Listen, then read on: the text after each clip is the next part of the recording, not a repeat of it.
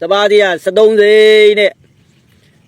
ရိတ်ခါ2သိန်းနဲ့ဒီမိုးရင်ဒီလဲတွေအကုန်လှက်မှာသမားတွေခွေးဖြစ်တာ9နှစ်ရှိပြီမောင်းရရှိမရှိရိတ်ဆရာလည်းစီမရှိဘူးဒီမှာမှန်တယ်ဝင်လာပဲရိတ်ယူမယ်ပဲလိုချင်တဲ့လူလာရိတ်ယူကြတော့ဒီမှာစီဆိုင်ရဲ့မန်နေဂျာဆိုတဲ့ကောင်လည်းတွားအောက်ကြတော့မှတပြားတစ်ချက်ဖို့မှရောင်းမပေးဘူးဘုံနဲ့ဆိုမရောင်းဘူးလေသမားပါပြောလဲမရောင်းပေးဘူးလေသမားတွေကတဘာမဆိုင်စီတန်းစီတာကအငါဘေးဆိုင်ကြလို့တမလည်းအကုန်ရှုံးနေပြီအဲ့လေယနေ့တောင်သူသမားများရဲ့အခြေအနေအရရက်ကိုသုံးသပ်ပြီးတောင်သူသမားရေးရာဝန်ကြီးဌာနတစ်ခုပြီးကြဖွဲ့စည်းတင်မှာအကြောင်းတင်ပြအပ်ပါတယ်။တောင်သူသမားရေးရာဝန်ကြီးဌာနသာပေါ်ပေါက်လာရင်တောင်သူလယ်သမားမိသားစုများအတွက်လေယာမြေစီမံခန့်ခွဲရေးကိစ္စရပ်တွေလွယ်ကူသွားမှာဖြစ်ပါတယ်။မင်္ဂလာပါဗျဒီနေ့မှာ Jomi Street Border တွေကိုမြောက်ပေးခြင်းနဲ့ဗီဒီယိုဖိုင်တွေကတော့တောင်သူလယ်သမားတွေအတွက်ဒါသတင်းကောင်းလေးတစ်ခုပဲဖြစ်ပါတယ်ဒါကတော့ကျွန်တော်တို့တောင်သူလယ်သမားရေးရာဝန်ကြီးဌာနတစ်ခုကိုကျွန်တော်တို့ဒါထည့်သွင်းပြီးတော့ဖွဲ့စည်းဖို့အတွက်ကိုကျွန်တော်မန္တလေးတိုင်းဒေသကြီးမှာကျွန်တော်တို့ဒါအမျိုးသားလွှတ်တော်ကိုယ်စားလှယ်တူကကျွန်တော်တို့ဒါလွှတ်တော်ထဲမှာအဆိုတင်သွင်းခဲ့တယ်ပေါ့နော်ဒီလွန်ခဲ့တဲ့ရက်အနေငယ်ကတောင်သူလယ်သမားတယောက်ဟာဆိုရင်ကျွန်တော်စဘာဆိုင်ပြတဲ့အချိန်မျိုးမှာသူတို့အနေနဲ့လုံးဝမကိုက်တော့ဘူးကျွန်တော်တို့ဒါအရှုံးပေါ်တဲ့အတွက်ကြောင့်မို့နောက်နေ့တင်မှာစဘာမဆိုင်တော့ဘူးဆိုတဲ့ဗီဒီယိုဖိုင်ဟာဆိုရင်လူကြည့်များသွားပြီးတော့အခုဆိုရင်လည်းကျွန်တော်ဒါလွှတ်တော်ထဲမှာဆိုရင်တောင်သူလယ်သမားရေးရာဝန်ကြီးဌာနတစ်ခုကိုဖွဲ့စည်းဖို့အတွက်အဆိုတင်သွင်းခဲ့တာပဲဖြစ်ပါတယ်ဒီဗီဒီယိုဖိုင်ပြည့်စုံလေးကိုကျွန်တော်တို့လိုက်ပါကြည့်ရှုပေးပါအောင်နော်ကဲရက်ကတို့ကြီးတို့ရေတပါးတည်းက73သိန်းနဲ့ရိတ်ခါ2သိန်းနဲ့ကျိုးတို့လေသမားကြီးဘာလို့ရတော့မလဲအကြံလေးညံလေးလည်းပြောကြပါဦးကဲလေလို့ချင်တဲ့လူတွေစရင်ပေးထားနော်ဒီမိုးရင်ဒီလဲတွေအကုန်လှက်မှာမယုံမရှိနဲ့ရိုက်ပြမယ်မိုးရင်ရောက်ရင်ဟုတ်တယ်မဟုတ်ဘူးဆိုတာသိအောင်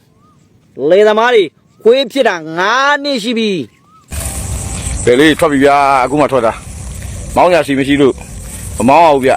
တပါးကြီးကတော့အခုမှထွက်လာမောင်းရရှိမရှိရိတ်ဆရာလည်းစီမရှိဘူးစီတကလည်းဟို5000ဝယ်နေရတယ်တပိတ်ပေါင်း23သိန်းနဲ့မဝယ်နိုင်ဘူးဗျဝယ်ကြလည်းမရှိဘူး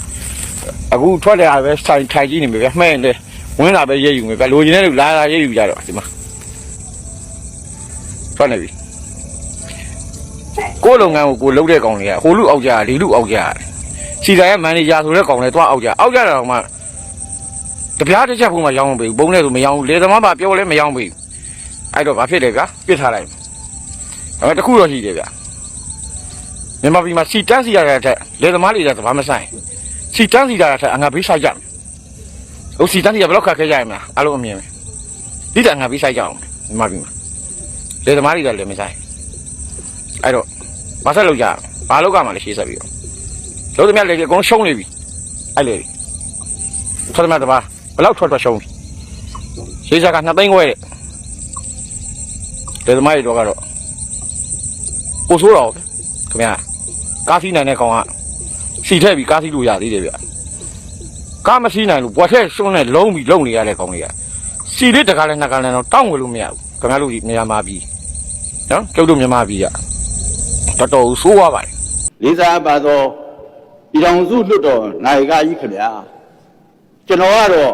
မန္တလေးတိုင်းဒေသကြီးအမျိုးသားလွှတ်တော်မဲဆန္ဒနယ်အမှတ်2မှာအမျိုးသားလွှတ်တော်ကိုယ်စားလှယ်ဦးမြင့်စန်းဖြစ်ပါတယ်ကျွန်တော်အနေနဲ့ပြီးခဲ့တဲ့ယမန်နေ့ကဧပြီလ6ရက်နေ့ကကျင်းပတဲ့ပြည်ထောင်စုလွှတ်တော်အစည်းအဝေးကြီးမှာနိုင်ငံတော်သမ္မတအဖြစ်ရွေးချယ်တင်မြှောက်ခြင်းခံရသူကအဆိုပြုတင်ပြထားတဲ့ပြည်ထောင်စုဝန်ကြီးဌာနအရေးအတွက်နဲ့ပြည်ထောင်စုဝန်ကြီးဥယျာဉ်သတ်မှတ်ခြင်းကိစ္စ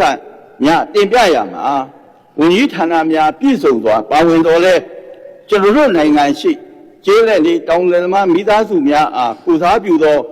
တောင်သူလယ်သမားရေးရာဝန်ကြီးဌာနဆိုပြီးသီးသန့်မပါတာကိုတွေ့ရပါတယ်တစ်ဆက်တည်းတင်ပြလိုတာကကျွန်တော်တို့နိုင်ငံရဲ့အခြေခံစီးပွားရေးဟာစိုက်ပျိုးရေးနဲ့မွေးမြူရေးကိုအခြေခံတဲ့စီးပွားရေးစနစ်ဖြစ်ပါတယ်ဒီစနစ်ရဲ့ပင်မအားတွေဟာကျေးလက်ဒေသမှာနေကြတာတွေ့ကြမှာဖြစ်ပါတယ်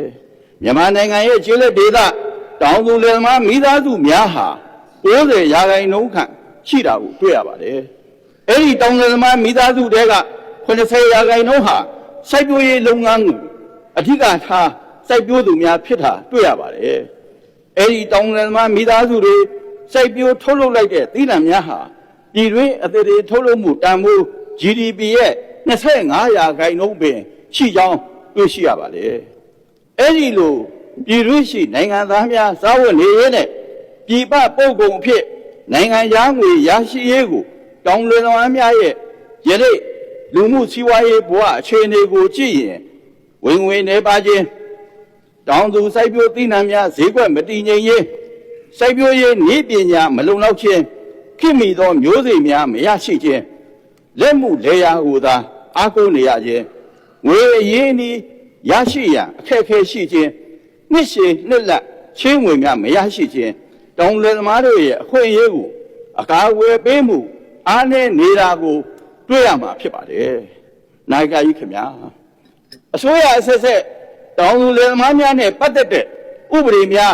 းပြဋ္ဌာန်းခဲ့ပါတော့လေလက်တွေ့မြေပြင်မှာအားနည်းနေတာကိုတွေ့ရမှာဖြစ်ပါတယ်။လေယာမြေဥပဒေမြေလွတ်မြေလတ်နဲ့မြေရိုင်းစီမံခန့်ခွဲရေးဥပဒေစသဖြင့်ဥပဒေ20ခန့်ရှိပါတော့လေတောင်သူလယ်သမားများအတွက်ထိရောက်မှုအားနည်းလာတဲ့အပြင်မူဝါဒများပေါင်းစည်းမှုမရှိသောကြောင့်ဗဟိုအဆင့်အနေနဲ့စနစ်တကျကုတ်ကဲသိကြောင်းစစ်စစ်တွေ့ရှိရပါတယ်။နိုင်ကကြီးခင်ဗျာ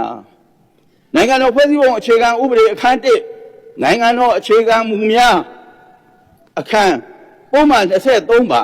ဥပမာခွဲကာကြီးနိုင်ငံတော်သည်တောင်သူလယ်သမားများ၏အခွင့်အရေးများကာကွယ်စောင့်ရှောက်ရန်လိုအပ်သည့်ဥပဒေမျာ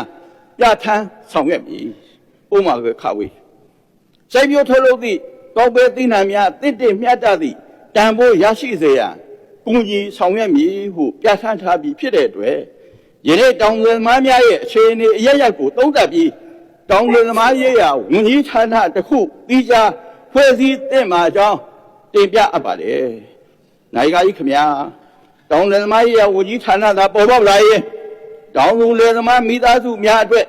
်လေယာမြေစီမံခန့်ခွဲရေးကိစ္စရပ်တွေလွယ်ကူသွားမှာဖြစ်ပါတယ်။စိုက်ပျိုးရေးနဲ့မွေးမြူရေးလုပ်ငန်းကိုခေတ်မီနည်းပညာများစက်ကိရိယာများမျိုးစေ့အသစ်များစက်မှုလက်မှုတဲ့စိုက်ပျိုးရေးပညာများသင်ကြားနိုင်ပြီးတော့တာမန်စိုက်ပျိုးရေးလုပ်ငန်းကနေတစ်ဆက်နိုင်ငံအဆင့်ကမ္ဘာအဆင့